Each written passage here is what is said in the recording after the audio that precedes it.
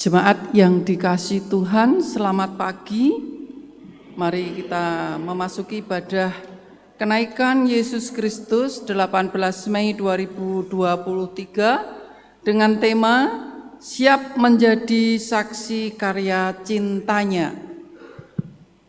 Pada kegiatan ibadah pagi ini akan dilayani oleh Bapak Pendeta Dwi Argo Mursito. Jemaat yang dikasihi Tuhan, mari kita memasuki saat hening. Saat hening untuk kita semua.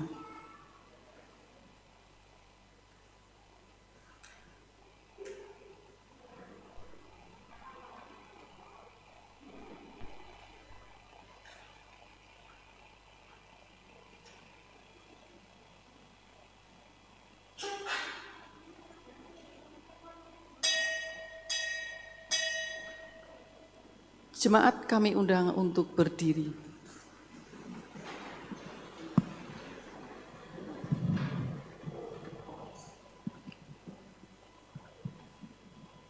Umat Tuhan yang terkasih, hari ini kita bersama-sama hendak mengingat kembali peristiwa kenaikan Tuhan Yesus ke surga.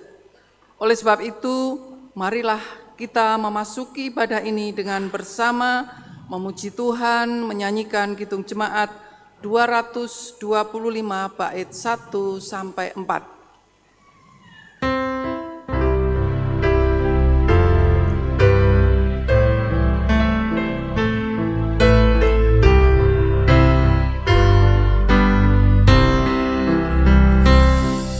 Berkereta awan putih, Yesus naik dari bumi dan menuju tahtanya, dan menuju tahtanya.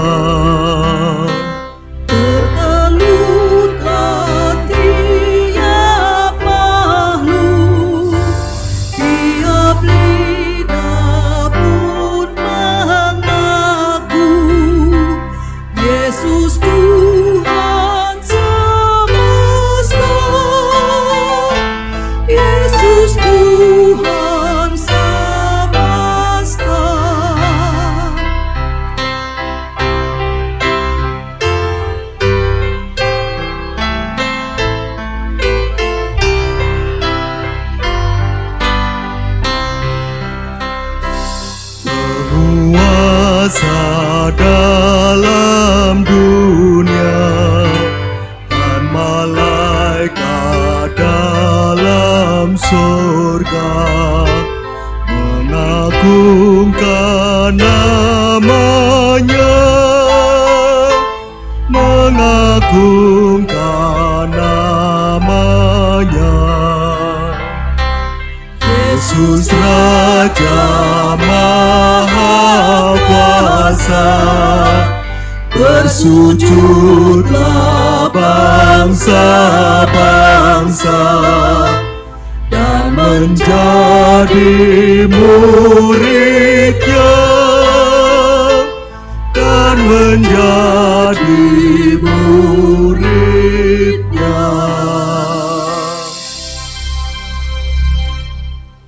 Saudara-saudara, kita masuki ibadah ini dengan pengakuan. Penolong kita adalah Tuhan yang menciptakan langit, bumi, dan segala isinya, dan yang setia menepati janji keselamatan yang telah dinyatakannya. Amin.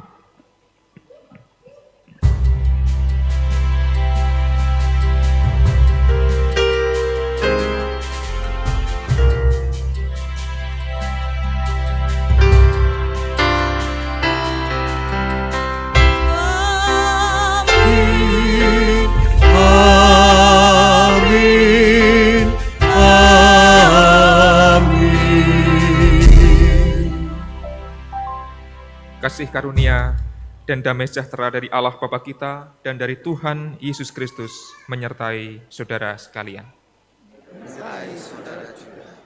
Umat disilakan duduk kembali.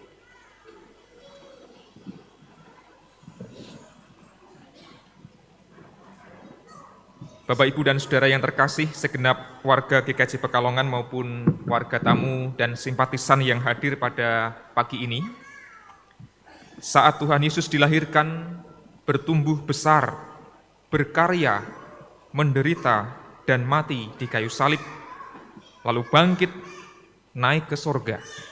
Semuanya dijalaninya dengan misi yang jelas. Apa itu misinya? Ia memperkenalkan dan meneladankan karya cinta kasih Tuhan berupa pertobatan dan pengampunan dosa. Saat menjalankan misinya di tengah dunia, Yesus memberikan kepercayaan kepada para muridnya untuk melanjutkan misinya itu, termasuk kepada setiap kita saat ini. Oleh sebab itulah, di hari raya kenaikan Tuhan Yesus ke surga ini, setiap kita diingatkan kembali untuk siap menjadi saksi karya cintanya sebagai bentuk kesiapan kita melanjutkan misi Tuhan di tengah dunia ini. Kita pujikan KJ 184 bait 1 dan 2, Yesus sayang padaku.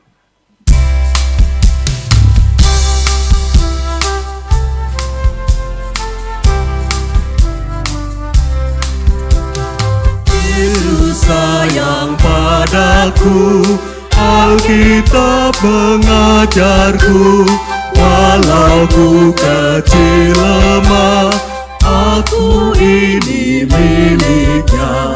Yesus Tuhanku, sayang padaku, itu firman-Nya di dalam Alkitab.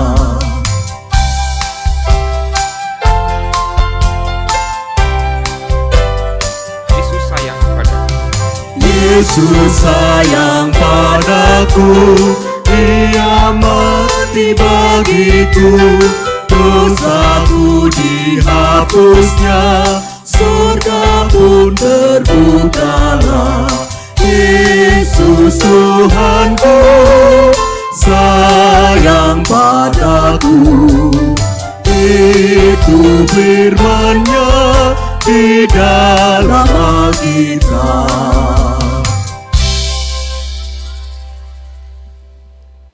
Mari kita bersama mengakui dosa-dosa kita. Saudara, setiap kita pasti pernah melakukan dosa.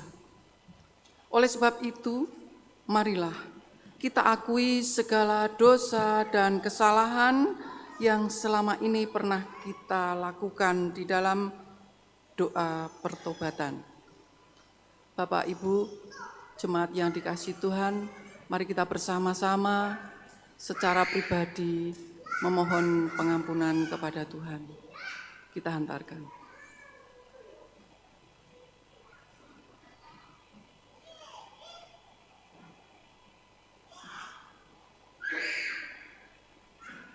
Syukur kepadamu Tuhan, kami merasakan nikmat yang Kau berikan kepada kami.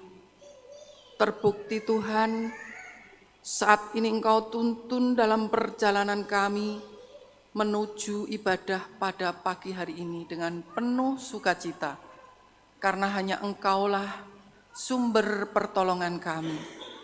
Terima kasih pula Tuhan, Engkau juga ingatkan untuk selalu mengucap syukur kepadamu dalam keseharian kami. Tetapi Tuhan, di dalam hidup dan kehidupan kami, ada banyak salah dan dosa yang telah kami perbuat, baik sengaja maupun tiada sengaja. Maka dari itu Tuhan, dengan rendah hati kami, mohon Engkau yang akan mengampuni dosa dan kesalahan kami. Dari tutur kata, perbuatan, dan tingkah kami, batin kami yang tidak sepadan dengan kehendak-Mu, Engkaulah yang mengampuni kami.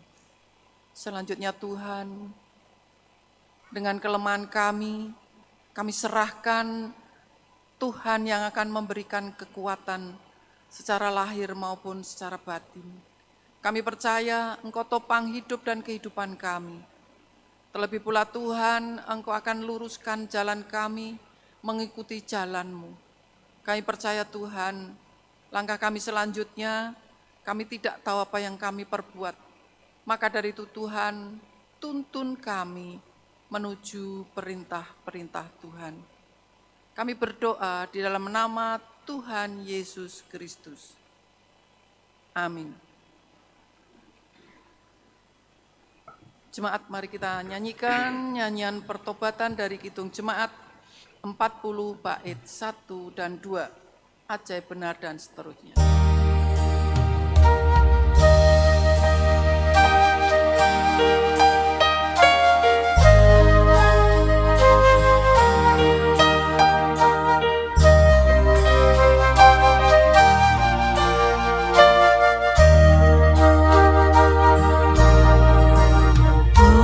Ajaib benar anugerah pembaru hidupku, ku hilang buta bercelah, olehnya aku sembuh.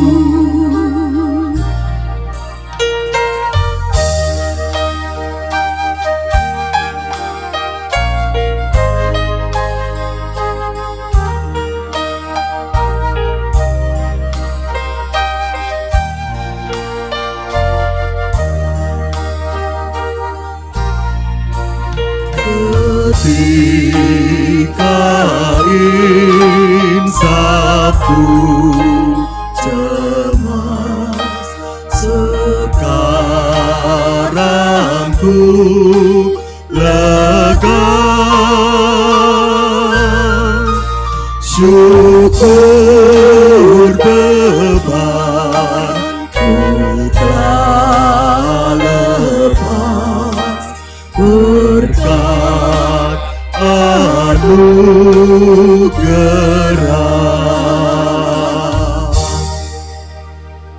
Saudara diundang untuk bersama-sama berdiri. Kita meyakini bahwa anugerah Tuhan sungguh ajaib. Kita yang hilang, yang buta dan bercela bisa menjadi sembuh oleh hanya karena anugerah pengampunan dosa. Dan kita akan semakin diperteguh dengan sabda Tuhan, yaitu berita anugerah. Mazmur 103 ayat 12 dan 13 yang menyatakan demikian.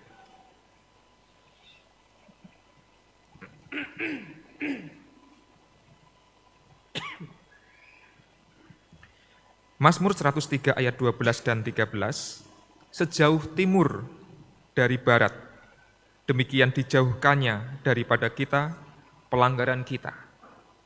Seperti Bapa sayang kepada anak-anaknya, demikian Tuhan sayang kepada orang yang takut akan Dia. Demikian berita anugerah yang menyatakan bahwa Tuhan Allah menjauhkan dosa dan pelanggaran kita sejauh timur dari barat, dan Ia selalu sayang kepada kita semua, seperti Bapa yang sayang kepada anak-anaknya. Mari kita wujudkan syukur kita dengan mewartakan Injil ke seluruh dunia, seperti PKJ 183, bait 1 dan yang kedua yang akan kita nyanyikan bersama-sama. Mari sebarkan Injil ke seluruh dunia.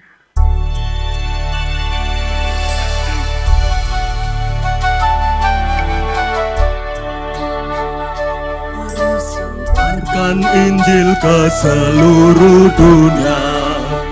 Mari kabarkan nama Yesus Maha Mulia. Besar kasih-Nya bagiku dan bagi kita semua. Dia mati bagi umat manusia. Mari sebarkan, hai mari wartakan, keselamatan oleh Tuhan tiada terperi, dan teruskan serta berita wartakan, rahmat ilahi dalam Yesus diberi. Bukalah hatimu, mari terima Dia. Bukalah hatimu, mari menerima Dia. Buanglah congkamu dan tetaplah percaya. Dekaplah Yesus Tuhanmu agar hidupmu berseri. Segala puji bagi Tuhan diberi. Mari sebarkan, hai mari wartakan, keselamatan oleh Tuhan tiada terberikan. Teruskan serta beritakan, rahmat ilahi dalam Yesus diberi. Silakan kembali duduk. Bapak, Ibu, dan Saudara, serta anak-anak yang terkasih, marilah kita bersama berdoa. Kita memohon berkat dari Tuhan agar dimampukan menghayati firman yang akan kita terima dengan sebaik-baiknya. Mari kita berdoa. Ya Allah, kami bersyukur karena dosa kami telah Engkau tebus dan hidup kami Engkau perbaharui. Dan kami ingin selalu menjadi saksi Injil-Mu, berita sukacita, kabar baik bagi seluruh dunia. Mampukanlah kami Tuhan untuk menjadi pewarta-pewarta Injil yang bertanggung jawab, tidak hanya melalui ucapan kami, tetapi melalui tingkah laku kami yang nyata. Dan biarlah sabda-Mu yang akan menyapa kami pada ibadah ini benar-benar menyegarkan iman kami, agar penghayatan kami semakin diperbarui, kami semakin mengerti kehendak Tuhan, dan semakin terdorong untuk mewartakan Injil-Mu. Kami memohon di dalam nama Yesus Kristus. Amin. Kita sambut sabda Tuhan melalui nyanyian Sabdamu Abadi Suluh Langkah Kami.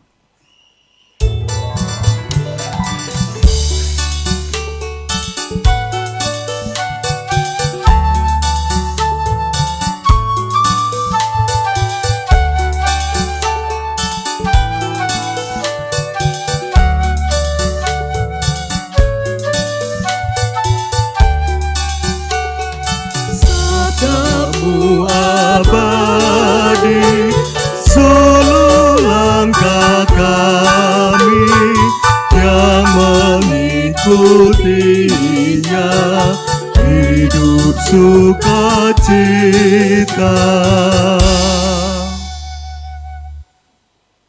Bacaan pertama terambil dari Kisah Para Rasul pasal 1 ayat 1 sampai 11. Kisah Para Rasul pasal 1 ayat 1 sampai 11. Hai Theophilus, dalam bukuku yang pertama aku menulis tentang segala sesuatu yang dikerjakan dan diajarkan Yesus sampai pada hari Ia terangkat. Sebelum itu, Ia telah memberi perintahnya oleh Roh Kudus kepada rasul-rasul yang dipilihnya. Kepada mereka, Ia menunjukkan dirinya setelah penderitaannya selesai, dan dengan banyak tanda Ia membuktikan bahwa Ia hidup. Sebab selama 40 hari Ia berulang-ulang menampakkan diri dan berbicara kepada mereka tentang kerajaan Allah. Pada suatu hari, ketika Ia makan bersama-sama dengan mereka, Ia melarang mereka meninggalkan Yerusalem dan menyuruh mereka tinggal di situ, menantikan janji Bapa. Yang demikian katanya, telah kamu dengar daripadaku, sebab Yohanes membaptis dengan air, tetapi tidak lama lagi kamu akan dibaptis dengan Roh Kudus. Maka bertanyalah mereka dan berkumpul di situ. Tuhan, maukah Engkau pada masa ini memulihkan kerajaan bagi Israel? Jawabnya, Engkau tidak perlu mengetahui masa dan waktu yang ditetapkan Bapa sendiri menurut kuasanya. Tetapi kamu akan menerima kuasa kalau Roh Kudus turun ke atas kamu, dan kamu akan menjadi saksiku di Yerusalem dan di seluruh Yudea dan Samaria dan sampai ujung bumi. Sesudah ia mengatakan demikian, terangkatlah ia disaksikan oleh mereka, dan awan menutupnya dari pandangan mereka. Ketika mereka sedang menatap ke langit waktu ia naik itu, tiba-tiba berdirilah 2 orang yang berpakaian putih dekat mereka, dan berkata kepada mereka, "Hai orang-orang Galilea, mengapakah kamu berdiri melihat ke langit? Yesus ini yang terangkat ke surga meninggalkanmu, dengan datang kembali dengan cara sama seperti kamu melihat dia naik ke surga." Demikianlah sabda Tuhan.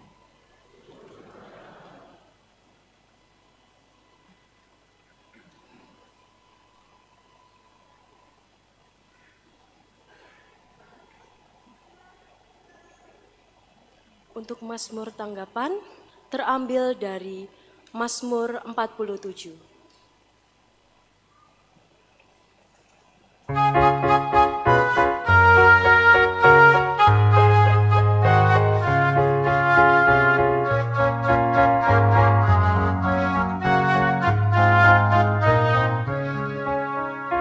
Allah telah naiklah, amin, haleluya. Diiringi sorakan, amin, haleluya. Mari bagi dia bermazmur, amin, haleluya. Mari bagi dia bermazmur, amin, haleluya. Allah telah naiklah, amin, haleluya. Diiringi sorakan, amin, haleluya. Mari bagi dia bermazmur, amin, haleluya. Mari bagi dia bermazmur, amin, haleluya. Mari bertepuk tangan, hai segala bangsa, dengan sorak-soraimu, sanjung Allahmu. Karena yang maha tinggi, Tuhanmu yang dahsyat, Dia Raja yang besar atas seluruh bumi. Allah telah naiklah, amin, haleluya. Diiringi sorakan, amin, haleluya. Mari bagi dia bermazmur, amin, haleluya. Mari bagi dia bermazmur, amin, haleluya. Bangsa-bangsa di dunia sudah Dia taklukkan, lalu diserahkannya di kaki kita. Tuhan yang memilih tanah perjanjian bagi kebanggaan Yakub yang dikasihinya. Allah telah naiklah, amin, haleluya. Diiringi sorakan, amin, haleluya. Mari bagi dia bermazmur, amin, haleluya. Mari bagi dia bermazmur, amin, haleluya. Allah pemimpin dunia, Raja bangsa-bangsa, di tahtanya yang kudus Allah menetap. Para pemuka bangsa adalah umat-Nya yang punya perisai bumi. Kau Allah termulia. Allah telah naiklah, amin haleluya. Diiringi sorakan, amin haleluya. Mari bagi dia bermazmur, amin haleluya. Mari bagi dia bermazmur, amin haleluya.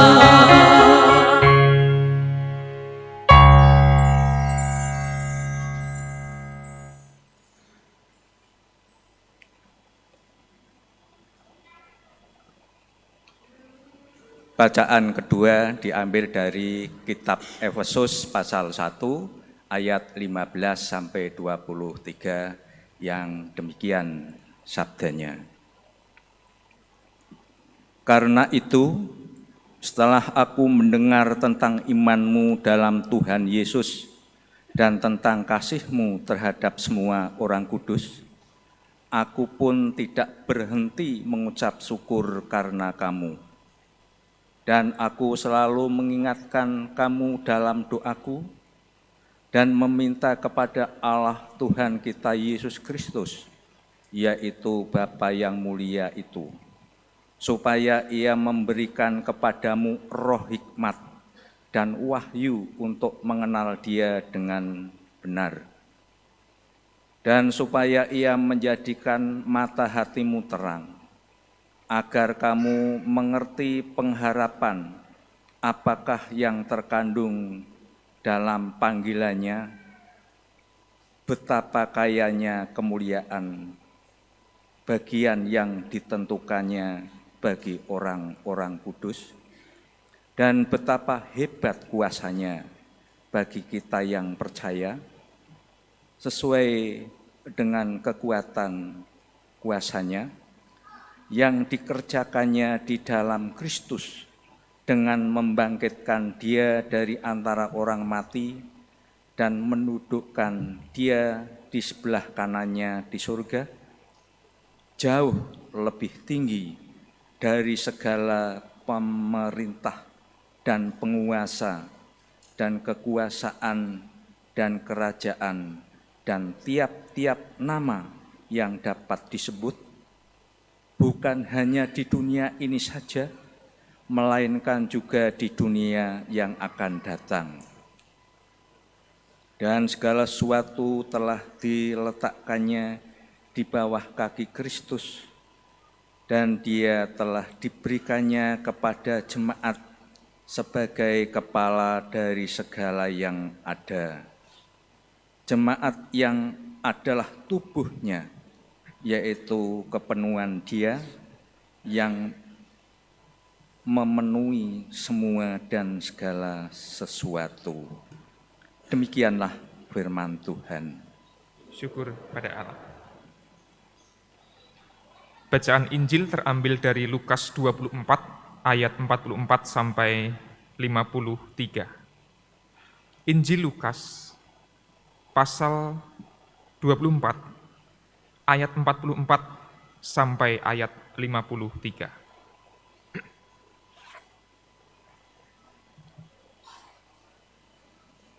Beginilah sabdanya. Ia berkata kepada mereka, "Inilah perkataanku yang telah kukatakan kepadamu ketika aku masih bersama kamu, yakni bahwa harus digenapi semua yang tertulis tentang aku dalam Taurat Musa, nabi-nabi, dan Mazmur." Lalu ia membuka pikiran mereka sehingga mereka mengerti kitab suci. Katanya kepada mereka, "Ada tertulis begini, Mesias harus menderita dan bangkit dari antara orang mati pada hari yang ketiga. Dan juga dalam namanya berita tentang pertobatan untuk pengampunan dosa harus diberitakan kepada segala bangsa, mulai dari Yerusalem. Kamulah saksi-saksi dari semuanya ini. Lihatlah, aku akan mengirim kepadamu apa yang dijanjikan Bapa-Ku, namun kamu harus tinggal di dalam kota ini sampai kamu diperlengkapi dengan kekuasaan dari tempat tinggi." Yesus membawa mereka keluar kota sampai dekat Betania. Di situ ia mengangkat tangannya dan memberkati mereka.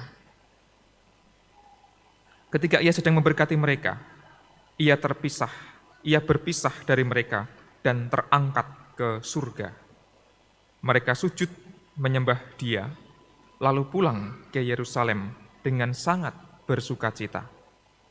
Mereka senantiasa berada di dalam bait Allah dan memuliakan Allah. Demikianlah Injil Yesus Kristus. Diberkatilah kita semua yang mendengar, memahami, dan yang melaksanakan dalam laku keseharian kita. Haleluya.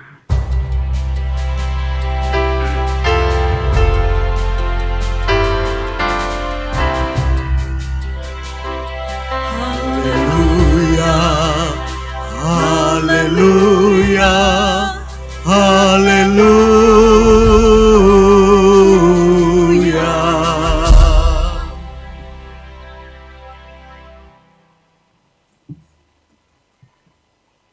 Bapak, Ibu, dan Saudara yang terkasih di dalam Tuhan, mari kita mengamati gambar yang tayang di layar. Ada tangan-tangan yang menengadah ke langit, lalu ada kaki yang berdiri di atas awan. Nah, pasti Bapak Ibu langsung segera paham bahwa tangan-tangan itu adalah tangan-tangan para murid Yesus, dan kaki itu adalah kaki dari Tuhan Yesus. Anak-anak juga pasti tahu ya, itu kakinya Tuhan Yesus yang di atas awan naik ke surga gitu ya. Berkereta awan putih kalau kata kidung yang tadi di awal ibadah kita nyanyikan.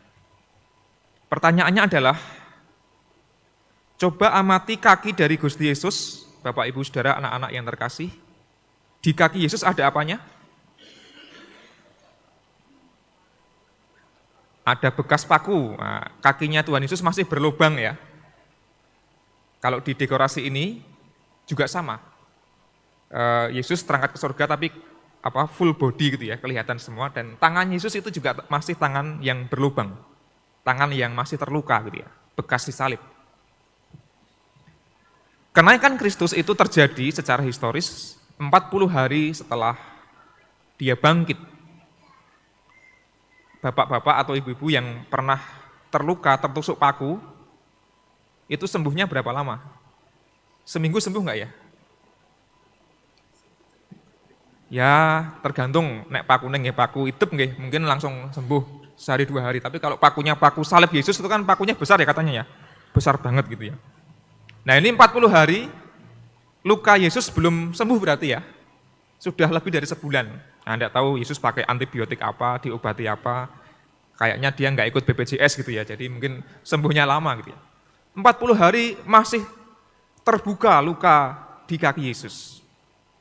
Tentu maksud dari pelukisan dan penggambaran Yesus yang tangannya masih berlubang, kakinya juga masih terbekas luka salib itu bukan demi alasan historis atau alasan logis.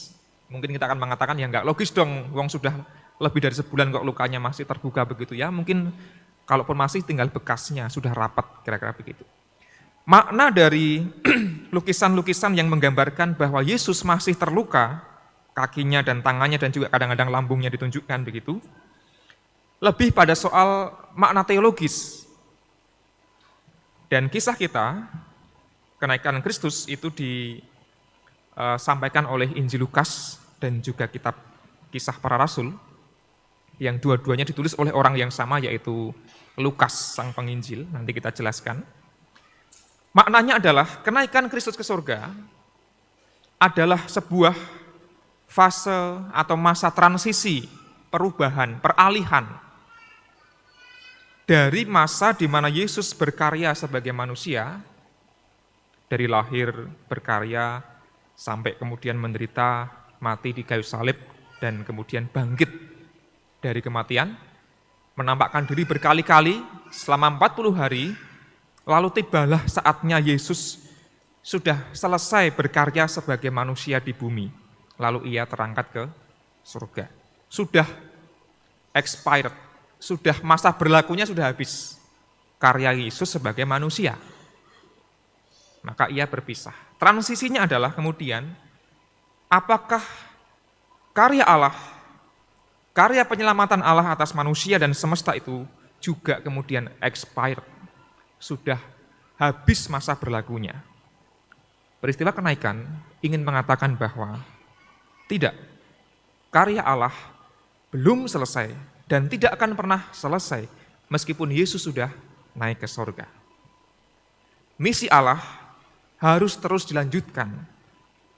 Yang melanjutkan bukan Yesus lagi yang sudah naik ke surga, tapi yang harus melanjutkan misi Kristus adalah orang-orang yang ada di bawah, yang masih menginjak bumi, yang tangannya melambai-lambai ke langit. Kalau di gambar dekorasi juga mereka semua menengadah ke langit, kemudian mungkin terpukau Yesus yang naik ke surga. Makanya malaikat dua yang menjumpai para murid mengatakan, "Hei, Yesus sudah terangkat ke surga, sekarang jangan terpaku menatap langit, tapi kembalilah dalam kehidupanmu. Lanjutkanlah misi Allah di dalam Kristus itu." Maka tema kita hari ini adalah siap menjadi saksi karya cintanya. Dan kisah dalam bacaan kita itu ditulis oleh seorang evangelis, seorang penginjil yang bernama Lukas. Dan kalau Bapak Ibu perso, Santo Lukas itu dilukiskan dalam banyak simbol, banyak logo, banyak ikon kalau dalam bahasa teman-teman Katolik. Itu bermacam-macam dan salah satu ikon yang menarik adalah seperti ini. Santo Lukas itu seperti seorang seniman pelukis yang sedang melukis dan menggambar gitu ya. Kelihatan nggak ya dari belakang? Ada cagak untuk menaruh kanvas itu, kemudian Lukas digambarkan seperti seorang pelukis yang sedang melukis. Di sana ada Bunda Maria yang sedang memangku bayi Yesus atau Yesus kecil. Mengapa kok gereja mula-mula, gereja perdana dan seterusnya itu kemudian menghayati Lukas sang penginjil itu seperti seorang pelukis? Karena memang si Lukas ini ketika menuliskan tentang kisah hidup Yesus itu tidak hanya menonjolkan data-data dan fakta-fakta historis atau pengajaran-pengajaran yang kaku begitu, tetapi Lukas itu piawai sebagai pendongeng atau pencerita. Dia seorang storyteller yang baik. Jadi kemudian kisah Yesus seolah-olah hidup seperti sebuah adegan-adegan film, dalam hal ini lukisan. Jadi Lukas mengisahkan Yesus dengan keindahan, tidak hanya bahasa-bahasa yang dingin dan kaku, melainkan dengan bahasa-bahasa prosa narasi yang indah. Maka kalau kita baca Injil Lukas itu lebih panjang daripada Injil Matius dan Injil Markus. Karena Lukas mengisahkan, menceritakan Yesus itu dengan lukisan-lukisan bahasa yang indah. Dan Lukas ini tidak hanya menulis Injil Lukas, tetapi ia juga menulis kitab Kisah Para Rasul yang juga tidak kalah panjangnya. Kita tahu dia seorang tabib, bisa kita baca di kitab Kolose dan seterusnya. Dan Lukas ini adalah juga rekan kerja Paulus, jadi ketika Paulus melayani di berbagai tempat termasuk di Kolose, Lukas ini ikut bersama-sama dengan Paulus dan menjadi rekan sekerja, konco kental, kira-kira begitu. Dia menulis Injil Lukas yang kalau boleh dimaknai sebagai kisah Yesus, lukisan hidup Yesus, tapi dia juga menulis kisah para rasul. Dan konon kalau di persentase tulisan Lukas itu, Injil Lukas dan kisah para rasul itu lebih dari separuh Injil Perjanjian Baru itu berisi tulisan Lukas. Jadi mungkin kita baru tahu ya, lebih dari separuh Perjanjian Baru itu isinya ya tulisan si Lukas itu. Bukan tulisan Paulus, bukan tulisan penginjil yang lain, melainkan tulisan Lukas. Jadi dia penulis yang sangat handal. Yang diwarnai kuning itu menjadi menarik, Bapak Ibu yang terkasih. Injil Lukas itu kisah Yesus, dan kitab yang tadi kita baca di bacaan pertama juga adalah kisah para rasul. Mengapa kisah itu menjadi penting? Mungkin kalau kita baca bahasa aslinya, praxis apostolon. Dalam bahasa Latin, actus apostolorum. Praksis itu berarti laku hidup. Apa yang dilakukan, apa yang dipraktikan, itu praksis. Actus, action, act, itu adalah ya aksi. Makanya dalam bahasa Jawa diterjemahkan lelakone para rasul. Leres nggih? Lelakone para rasul. Jadi, kalau Injil Lukas adalah lelakonipun Gusti Yesus, maka menurut saya kita berikutnya adalah lelakone para rasul. Jadi Injil Lukas dan Kisah Para Rasul merupakan sebuah cerita, narasi, pelukisan dari Lukas sang penginjil tentang laku hidup dari Gusti Yesus. Dan kemudian Kisah Para Rasul, laku hidup dari para rasul. Hal ini dipertegas dalam bacaan kita yang pertama tadi, Kisah Para Rasul pasal 1 ayat 1 dan 2, segala sesuatu yang dikerjakan dan diajarkan Yesus. Yang ditulis oleh si Lukas itu segala sesuatu yang dikerjakan dan diajarkan Yesus. Lengkapnya begini, Bapak Ibu dan Saudara yang terkasih.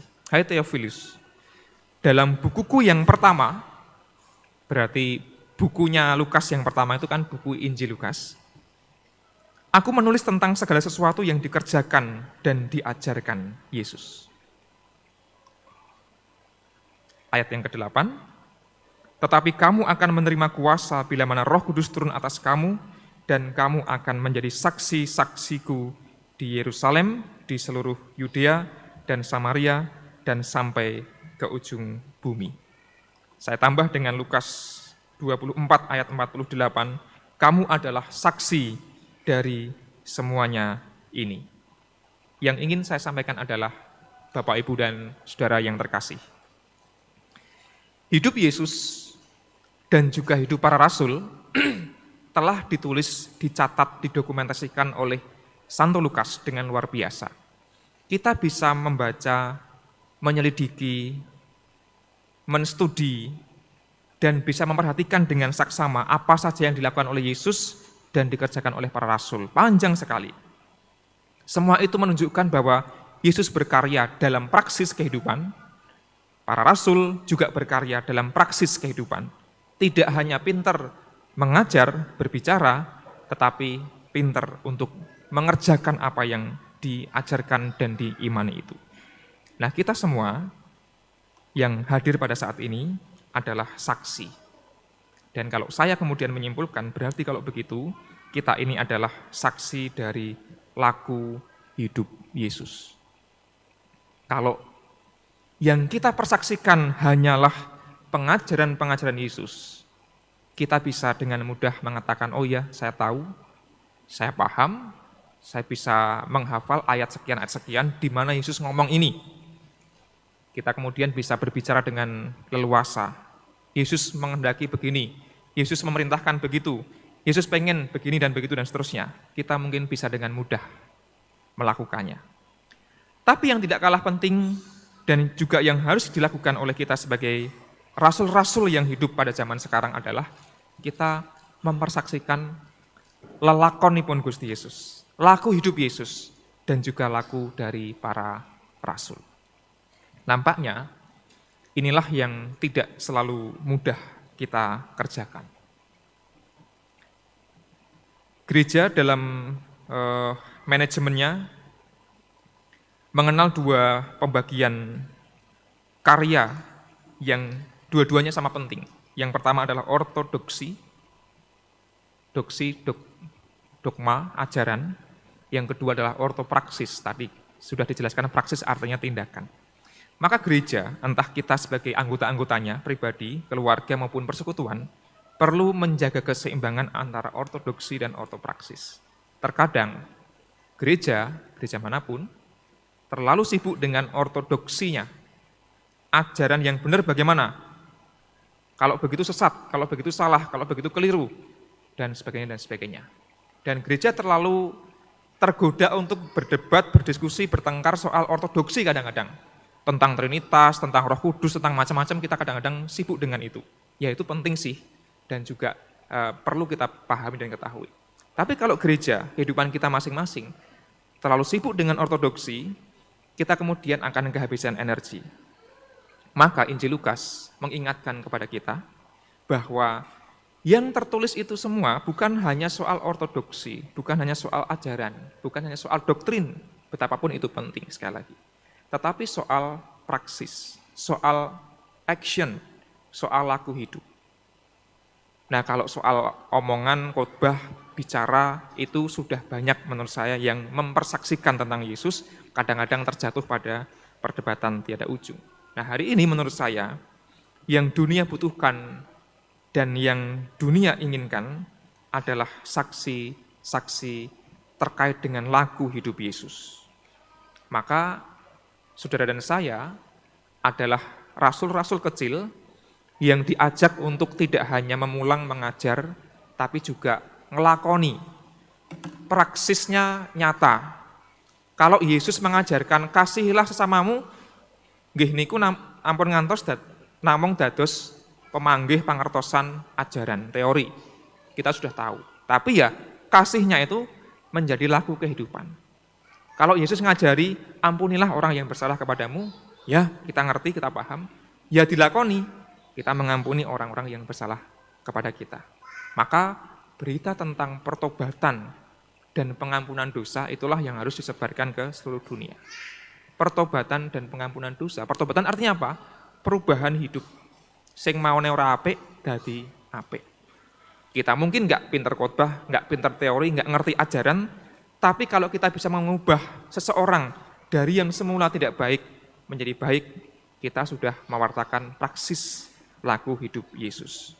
Dari orang yang semula sedih menjadi terhibur, yang semula putus asa menjadi bersemangat kembali, yang semula ragu menjadi mantap. Kalau kita berhasil melakukan itu, ya kita sudah berhasil menjadi saksi-saksi dari laku hidup Yesus.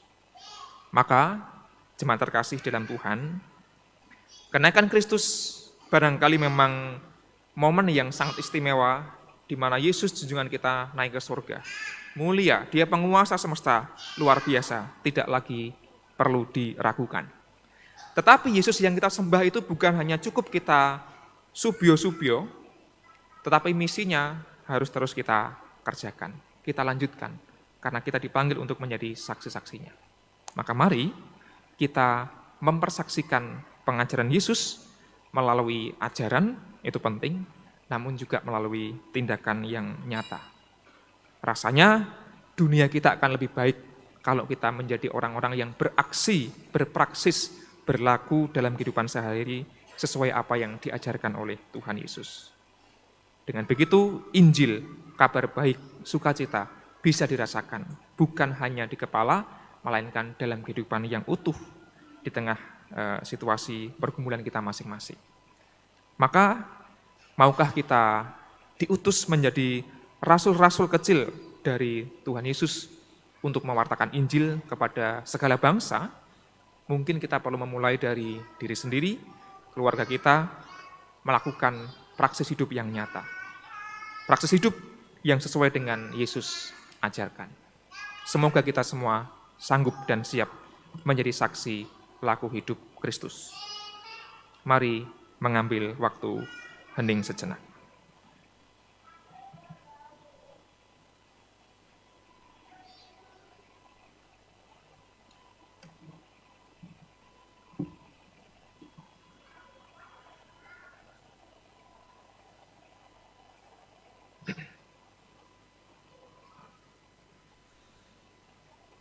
Mari kita bersama-sama berdoa.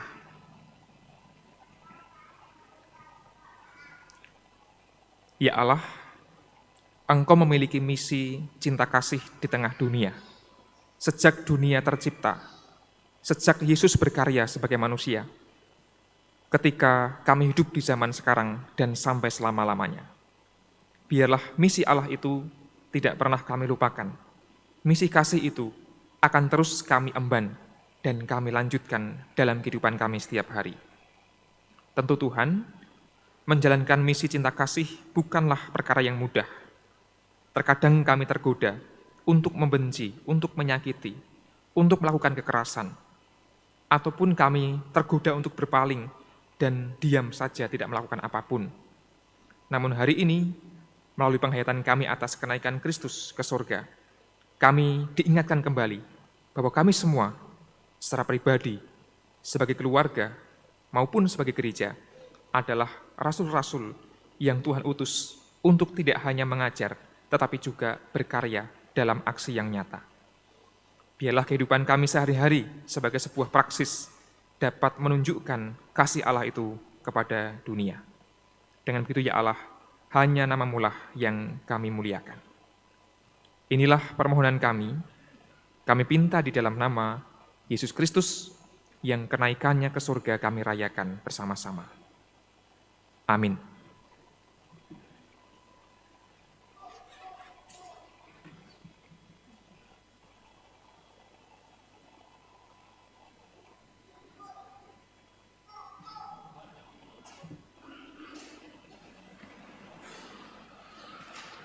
Kita akan memperbaharui iman kepercayaan kita dengan bersama-sama membaca pengakuan iman Rasul. Saya hantarkan. Aku percaya kepada Allah, Bapa yang Maha Kuasa, Khalik langit dan bumi, dan kepada Yesus Kristus, anaknya yang tunggal Tuhan kita, yang dikandung daripada Roh Kudus, lahir dari anak darah Maria, yang menderita di bawah pemerintahan Pontius Pilatus, disalibkan, mati, dan dikuburkan, turun ke dalam kerajaan maut. Pada hari yang ketiga, bangkit pula dari antara orang mati, naik ke surga, duduk di sebelah kanan Allah, Bapa yang Maha Kuasa, dan akan datang dari sana untuk menghakimi orang hidup dan yang mati. Aku percaya pada Roh Kudus, gereja yang kudus dan am, persekutuan orang kudus, pengampunan dosa, kebangkitan daging, dan hidup yang kekal. Jemaat dimohon untuk duduk kembali. Ibu, Bapak, Saudara, dan anak-anak yang terkasih, mari kita menghadap Tuhan bersama-sama menaikkan doa syafaat. Saya hantar.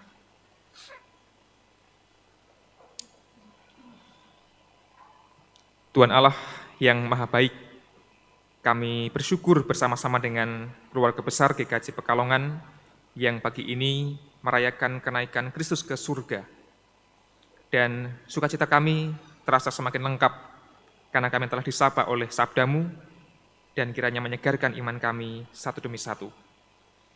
Ya Allah, terima kasih pula Engkau telah memberikan waktu bagi kami untuk bersama-sama berdoa, menaikkan syafaat kami, memohonkan berkat dan pertolongan, terutama bagi mereka yang tengah bergumul. Kami teringat orang tua kami, saudara kami yang sedang terbaring sakit, mereka yang dalam keadaan lemah, kiranya Tuhan kuatkan. Dan kami sebagai saksi-saksi-Mu, berikanlah kemampuan kepada kami Tuhan untuk menyapa mereka, menghibur mereka, dan menguatkan mereka yang sedang sakit itu. Kami teringat orang tua kami yang sudah ati yuswa dengan berbagai pergumulan yang dialami. Kiranya Allah juga mengutus kami sebagai anggota keluarga yang dengan penuh cinta kasih merawat, memberikan semangat, memberikan perhatian kepada mereka yang sudah sepuh itu, agar kehidupannya tetap merasa bermakna dan berharga di dalam Tuhan. Ya Allah, kami mendoakan para orang tua yang tidak pernah lelah berusaha mengasihi, mendidik, membesarkan anak-anak maupun cucu mereka. Tentu bukanlah pekerjaan yang mudah menjadi orang tua, namun kami yakin bahwa Tuhan Allah akan mencurahkan Roh Kudus, memampukan para orang tua ini bisa menjadi saksi akan laku hidup Kristus, terutama bagi anak-anak mereka. Kami teringat anak-anak kami dalam setiap fase pertumbuhan, termasuk mereka yang sudah menempuh bangku studi di bangku sekolah maupun bangku kuliah, bahkan mereka yang sudah bekerja dimanapun berada. Ya Allah, berikanlah kekuatan dan pertolongan kepada anak cucu kami, agar mereka terus tumbuh menjadi para saksi Kristus di tengah kehidupan dunia ini, agar apa yang mereka ucapkan dan mereka lakukan dalam tindakan yang nyata sungguh-sungguh mencerminkan kasih Kristus itu. Di tengah dunia yang diliputi berbagai macam perpecahan, kebencian, dan kekerasan, mampukanlah kami untuk menjadi utusan, menjadi saksi yang bertanggung jawab, yaitu menebarkan cinta kasih. Ya Allah, kami juga mohon berkat-Mu kepada kami sebagai gereja. Biarlah kami tumbuh menjadi gereja yang juga menjadi saksi akan laku hidup Yesus. Gereja yang terus memperjuangkan keadilan, perdamaian, dan cinta kasih, memberikan perhatian pada mereka yang lemah. Ya Allah, di GKJ Pekalongan dengan berbagai macam program yang dirancang, kami serahkan kepada Allah. Kiranya Engkau berkarya bagi kami. Kami teringat Tuhan kehidupan kami di tengah masyarakat, di mana kami juga Engkau utus menjadi saksi Tuhan. Dalam pekerjaan kami, dalam aktivitas kami, baik itu pribadi, keluarga, gereja, maupun berbagai macam komunitas yang lain. Kami Tuhan panggil untuk menjadi saksi-saksi-Mu. Termasuk kami mendoakan Yayasan Pendidikan Masai Pekalongan sebagai saksi Kristus di tengah masyarakat di bidang pendidikan.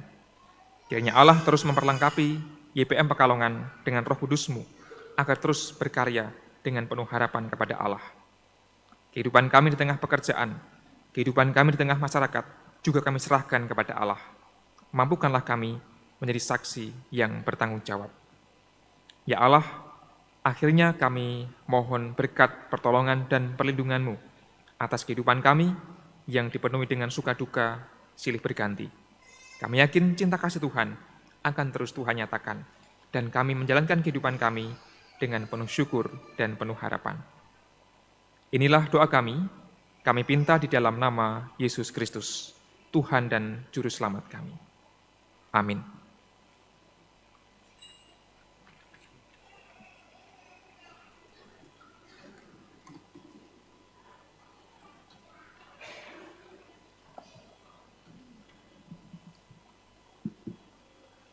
Bapak Ibu yang dikasihi dalam Tuhan Yesus Kristus, kita tahu bahwa Tuhan selalu melimpahkan berkat-Nya di dalam kehidupan kita sehari-hari. Oleh karena itu, pada kesempatan pagi hari ini, kita juga diberikan kesempatan untuk mengaturkan persembahan kita kepada Tuhan sebagai tanda ucapan terima kasih. Adapun dasar di dalam kita mempersembahkan terambil dari Mazmur 4, ayat yang ke-6 yang demikian bunyinya. Persembahkanlah korban yang benar dan percayalah kepada Tuhan. Mari kita kumpulkan persembahan kita dengan memuji nama Tuhan dari Kidung Jemaat 385 bait yang pertama sampai dengan yang ketiga.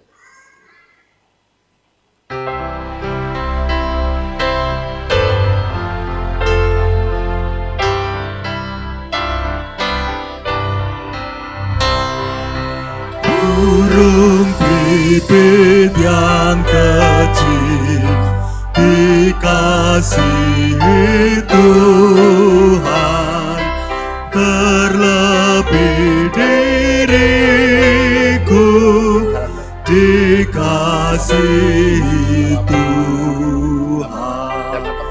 Bunga bakung di padang diberi keindahan, terlebih diriku dikasihi Tuhan.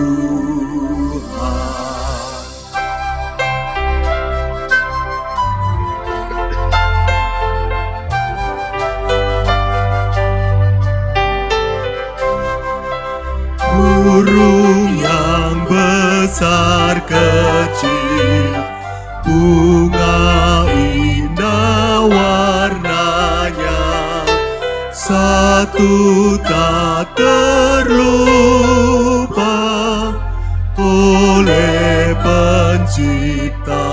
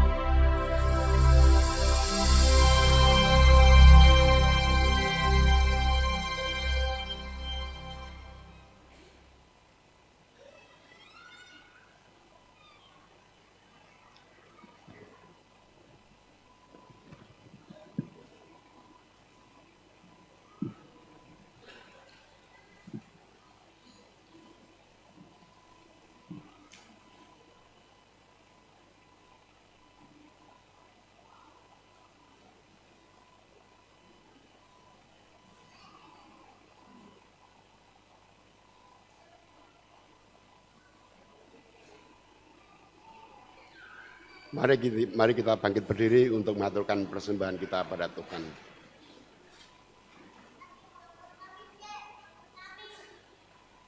Kembali kami menghadap kehadirat-Mu ya Bapa, mengucapkan puji dan terima kasih bahwa Tuhan telah melimpahkan berkat-Nya kepada kehidupan kami sehari lepas sehari. Dan pada kesempatan ini pula, kami juga mengaturkan sebagian kecil dari berkat Tuhan yang telah kami terima. Sebelum dipergunakan, kiranya Tuhan sucikan, sehingga dapat memuliakan nama Tuhan di dunia ini. Baik persembahan mingguan, persembahan bulanan, maupun persembahan-persembahan yang lain, terkhusus persembahan tubuh kami. Kiranya Tuhan terima dan Tuhan sucikan. Demikian juga kepada saudara kami yang telah Tuhan tunjuk untuk mengelola persembahan ini. Kiranya Tuhan berikan suatu kejujuran, berikan suatu kebijaksanaan, sehingga dalam mengelola persembahan ini hanya seturut dengan kehendak Bapa. Demikian ya Bapa, persembahan yang kami aturkan ini yang penuh celah, kiranya Tuhan berkenan untuk menerimanya. Semua ini kami aturkan di dalam nama Putra-Mu yang tunggal, Tuhan kami Yesus Kristus, yang telah mengajar doa Bapa kami.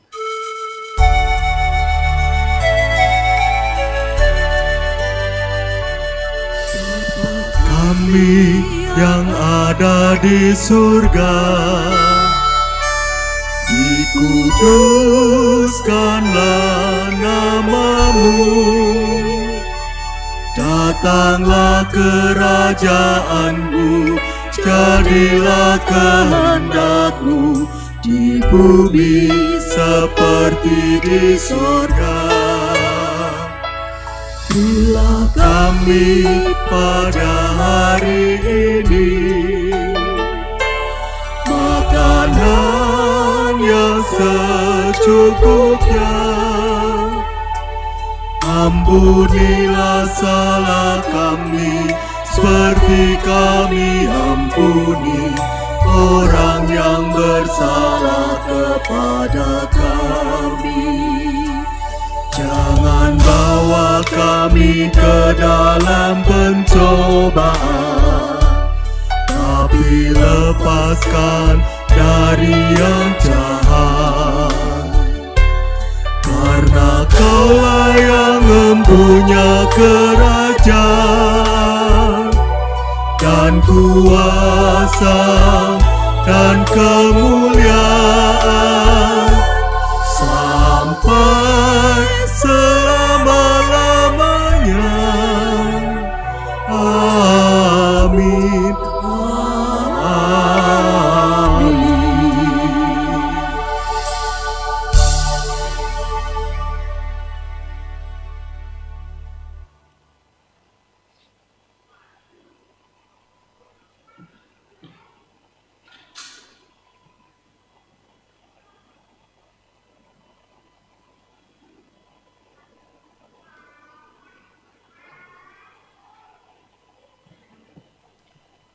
Marilah kita memuji Tuhan kembali dari nyanyian pengutusan dari pelengkap Kidung Jemaat 177, bait yang pertama dan yang kedua.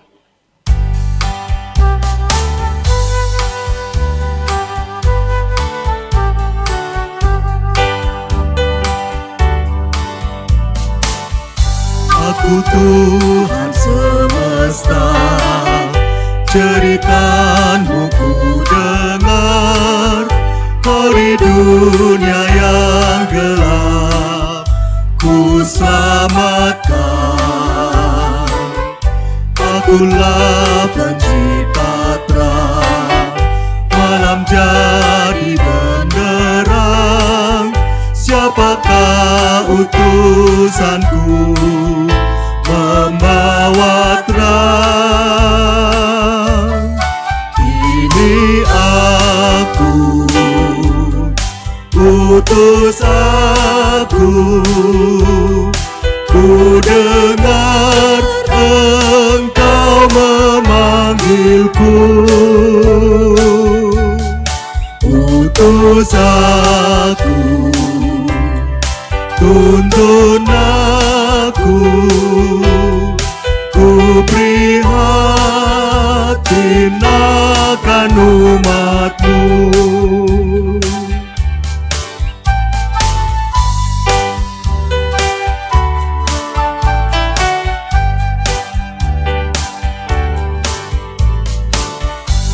Ku Tuhan semesta, Kau menanggung sakitmu dan menangis karena kau menang. Dan ku robah hatimu yang keras jadi lembut. Siapakah firman-Ku, utusanku? Ini aku, utus aku. Ku dengar Engkau memanggilku. Utus aku, tuntun aku. Ku prihatin akan umat-Mu.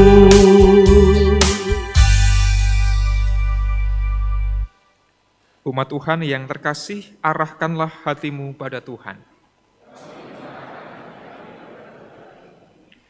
Jadikanlah dirimu sebagai saksi Kristus dan bersyukurlah.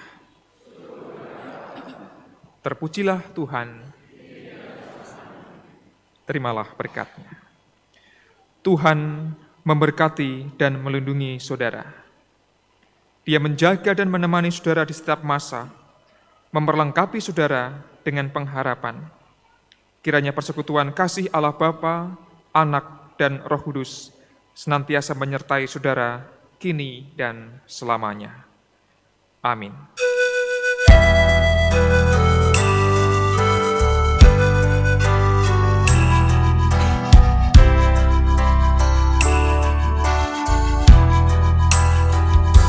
Salam kawanku, salam kawanku, salam, salam. Sampai bertemu, sampai bertemu. Salam, salam. Salam kawanku, salam kawanku, salam, salam. Sampai bertemu, sampai bertemu. Salam, salam. Salam kawanku, salam kawanku, salam, salam. Sampai bertemu, sampai bertemu.